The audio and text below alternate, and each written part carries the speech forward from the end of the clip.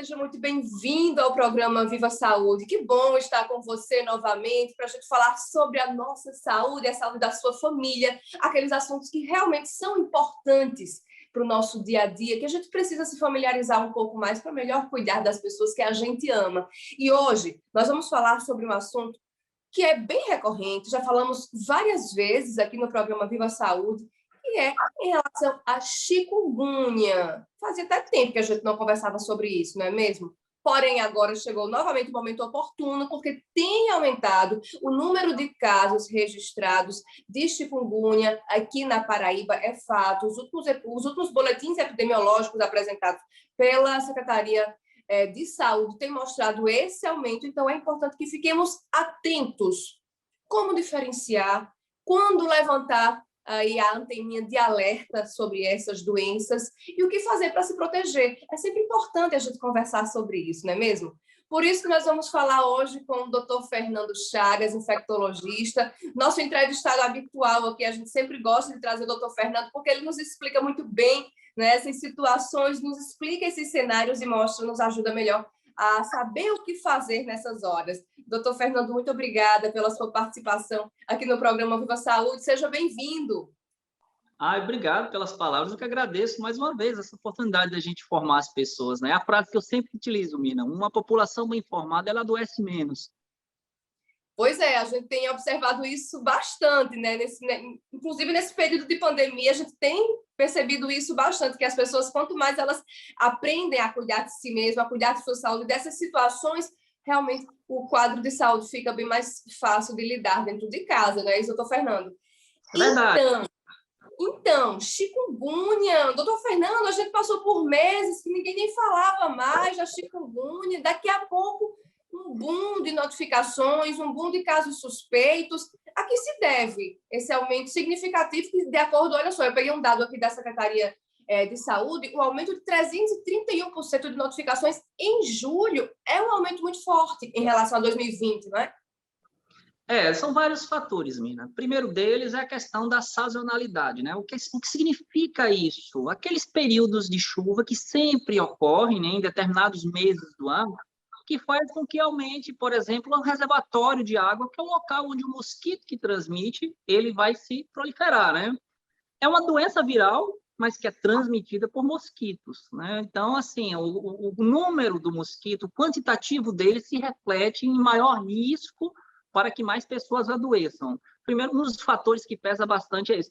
Outro fator é o seguinte, ano passado, né, no cenário de pandemia, e no cenário diferente no sentido de que era algo novo, né? Por ser novo, o novo traz medo.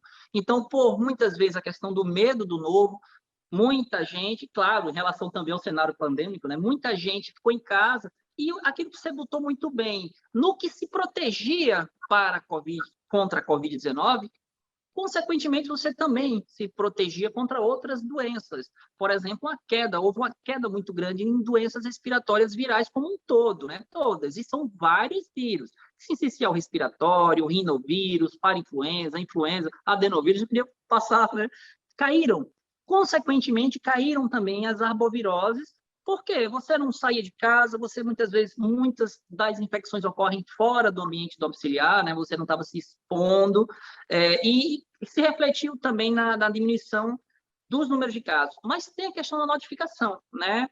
Porque muita gente ficou com arbovirose e com medo de pegar Covid e não foi buscar o atendimento, né? Então, a gente acabou identificando mais aqueles casos que se agravaram. Muita gente não buscou e, claro, se reflete em menor número. O que também pode estar acontecendo agora, Mina. Acredito que esses números são muito maiores, principalmente, não só das arboviroses como um todo, mas principalmente a chikungunya, né? A gente tem visto famílias inteiras sofrendo dessa doença e muitas com medo de buscar o atendimento por conta do medo da Covid-19, né? Esse cenário realmente bagunça um pouco e atrapalha um pouco que os números fiquem mais fidedignos. Pois é, um cenário então que preocupa realmente, que é preciso que a gente fique atento. Doutor Fernando, e aí muitas vezes, né, a população tem dúvidas em relação a dengue, zika, chikungunya. Quando é cada uma delas? Então, como é que a gente pode identificar pelos sinais? É possível que as pessoas identifiquem pelos sinais, pelos sintomas se aquele quadro tem mais a ver com a chikungunya, se aquele quadro tem mais a ver com a dengue, dá para diferenciar? A gente tem que considerar vários fatores. Primeiro, o fator epidemiológico, né? Porque a doença ela precisa de uma pessoa doente num determinado ambiente para que o mosquito, ao picar essa pessoa, ele se contamine. O mosquito ele não traz o vírus do nada, né? Ele precisa se contaminar. Aí sim corre o risco dele passar para outra pessoa. Então, o cenário epidemiológico é importante. Num local onde tem muitos casos de chikungunya, há uma chance muito grande de ter ainda mais, né? Então, isso também contribui para ajudar. Por quê? Porque os sintomas iniciais, eles podem ser tão próximos, tão parecidos, que só por sinais de sintomas, só um médico bem treinado pode fechar esse quadro, esse diagnóstico. Por isso que é importante, numa situação de sintomas persistentes, sintomas que estão deixando você em cima de uma cama, você buscar esse atendimento, né? Então, todas essas arboviroses, elas apresentam febre, né?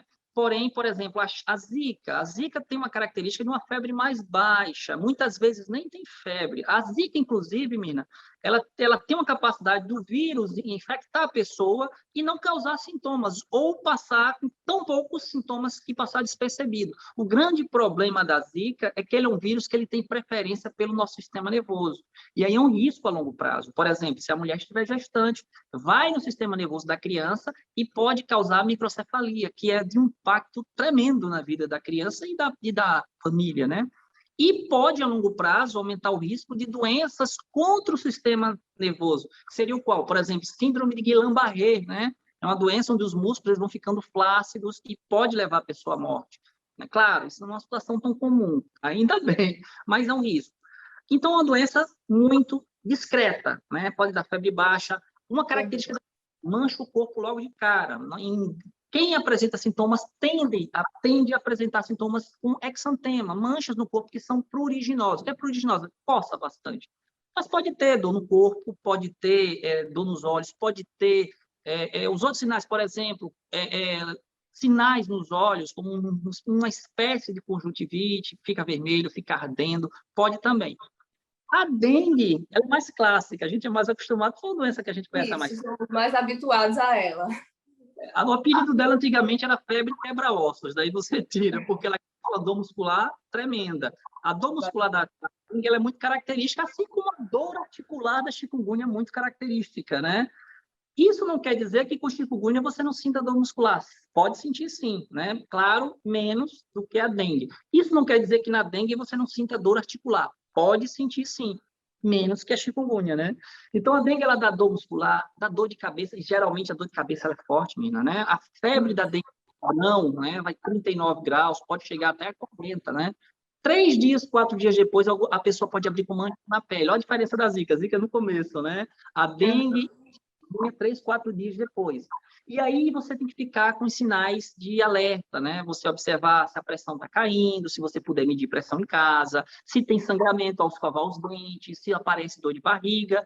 Sintomas com febre alta, dor de cabeça, dor no corpo, tem que ficar ligado pensando em dengue. Não pode nem sonhar em tomar anti-inflamatório, mina, que é perigoso, né? As pessoas se automedicam em casa, aí querem tomar aqueles anti-inflamatórios. Dou um exemplo, o AS é um risco tremendo de você evoluir para uma doença de sangramento muito grave da dengue, né? A chikungunya também. O que diferencia a chikungunya da dengue? Muito discreto, mas, por exemplo, acometimento articular, começa com as articulações principalmente mais distantes, que a gente chama de distais, né? As articulaçõezinhas menores, né? Pode pegar articulação grande? Pode, né? Mas geralmente é no segundo momento, tá? Por quê? Porque a chikungunya, diferente das duas outras, ela pode cronificar. Então, pode, no segundo momento, aumentar essas dores articulares. Então, na chikungunya você vai ter mais dores articulares, na chikungunya você vai ter aquele acometimento no olho com mais frequência, você vai ter a manchinha que vem com coceira.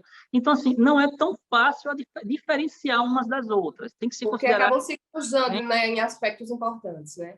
Isso mesmo. E outra, se você se toma os cuidados com uma, em relação a uma, por exemplo, evita anti-inflamatório, aumenta a ingesta de líquido, porque as 3 doenças desidratam bastante, principalmente a dengue, né? Repouso, e observar sinais de alerta, ao se cuidar de uma, você se cuida das outras 3. E não evoluir, né? Você vai observar a evolução. Está sangrando? Correr para o hospital, pode ser dengue para forma grave. Pressão caiu, correr para o hospital, né? As dores articulares aumentaram, correr para uma avaliação. Você pode estar entrando numa fase subaguda da chikungunya. E cada caso é um caso, né? Doutor Fernando, dores nas articulações, isso é uma reclamação quase universal das pessoas que sofreram de chikungunya. O porquê isso acontece? O senhor já explicou até um pouco sobre isso, mas essas dores, elas sempre vão cronificar ou elas podem ser que elas sumam com o tempo? Como é que fica essa situação? Agradeço a pergunta, viu? Porque, nossa, acomete muitas pessoas e é um questionamento muito frequente. Inclusive, mudou um pouco a visão que a gente tinha em relação ao início, né? Quando a chikungunya estourou aqui no país, foi em 2015. A gente viu uma minoria, né, evoluindo para uma forma crônica, que geralmente eram pessoas que já tinham doenças prévias, né, doenças articulares, tinha já artrite reumatoide e tantas outras. Hoje o entendimento é diferente, né? A gente observa que, por exemplo, as mulheres têm um risco muito maior de evoluir para a forma crônica do que os homens. A cara você colocou, eu já até espero. É uma realidade, a gente observa isso, as mulheres, a gente consegue identificar isso até no dia a dia, as mulheres reclamam muito mais das dores da chikungunya. Grandes batalhadoras, né? É uma batalha dupla, né? E são as que mais são acometidas. Que nível isso? As mulheres, por exemplo, idades acima de 45 anos, né? Tem um risco maior de uma forma crônica do que pessoas com a idade abaixo. Pessoas, claro, que já têm doenças articulares, né? São as principais. E outra, tem uma questão. As pessoas que abrem quadro com acometimentos articulares muito fortes, dores muito incapacitantes, têm um risco maior de cronificar. E como é que a gente diferencia? Como é que a gente, separa isso aí? A gente considera assim, a primeira fase da chikungunya é a fase aguda. É a fase que a gente chama febril. Você vai ter febre, você vai ter dor de cabeça, tudo aquilo que a gente falou, né? Uma dor no corpo menor do que a dengue, mas pode ter. Você vai ter, algumas pessoas, a mancha com a coceira e o acometimento articular. Dura 7 a 10 dias. Aí você passou dessa fase. Uma parcela das pessoas, em média 50%, né, pode evoluir para cura, acabou-se. Os outros 50% é um problema, né? Porque piora das dores articulares, mas melhora das outras afecções, outros problemas. Então, a febre vai embora, dor de cabeça vai embora, dor muscular vai embora, mas as dores articulares pioram. São dores simétricas, significa você vai sentindo as duas articulações sempre, se sente aqui, né?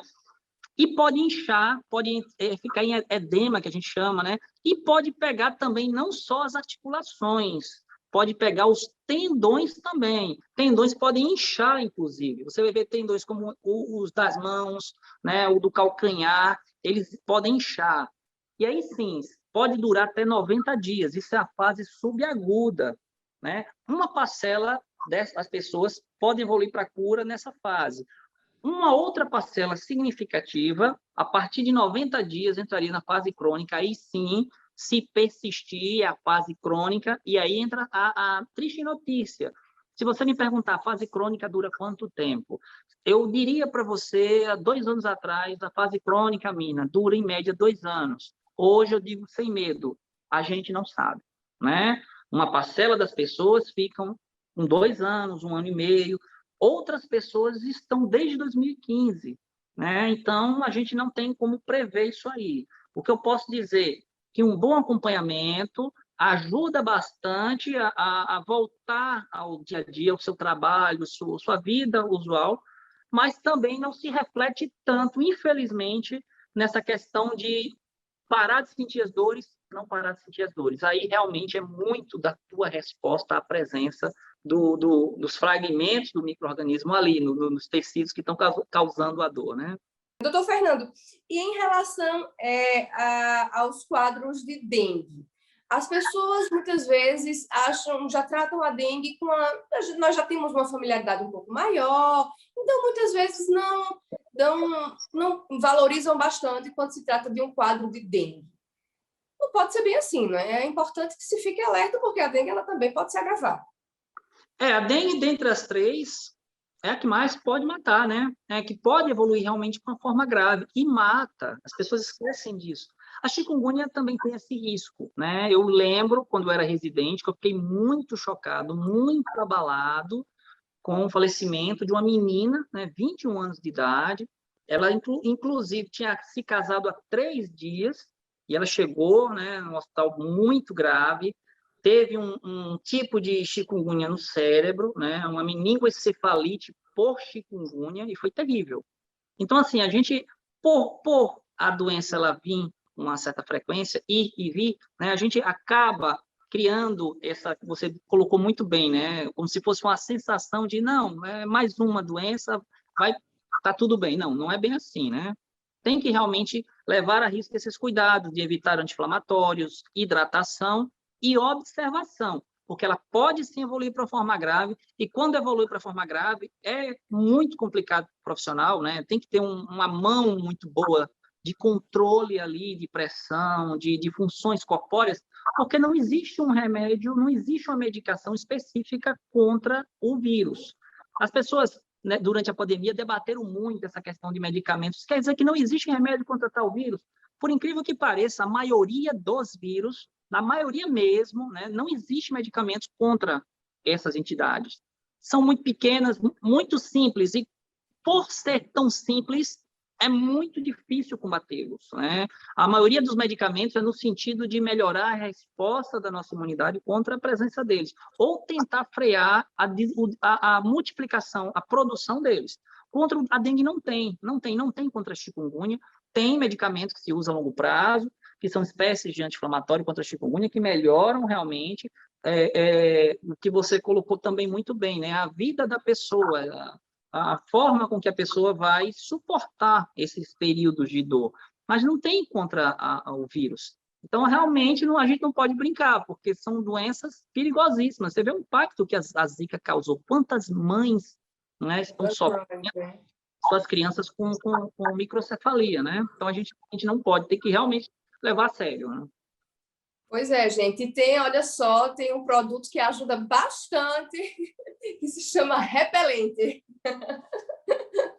Olha, o repelente é barato, todo mundo pode comprar. Se não tem alergia, usa, né? Atenção às gestantes, capricha nisso, já que nós estamos num momento propício, né? Tempo chuvoso e que oscila aí com esse tempo quente também, um ambiente propício aí para a proliferação dos mosquitos. Então, capricha no repelente, que esse aí, doutor Fernando, disse que a gente pode usar, né, doutor Fernando? Estratégias que são muito boas contra os mosquitos, né? Aquilo que a gente falou, são doenças virais, mas os mosquitos transmitem. Se a gente combate os mosquitos, a gente, consequentemente, diminui novos casos. A gente vai a um rápido intervalo, mas não sai daí não, porque daqui a pouquinho nós vamos continuar conversando com o doutor Fernando Chagas sobre chikungunya. Vamos falar um pouquinho também sobre a variante Delta. A gente quer tirar algumas dúvidas com o doutor Fernando. É assim, ele chega, a gente aproveita, vai falando sobre vários assuntos, vai tirando as dúvidas.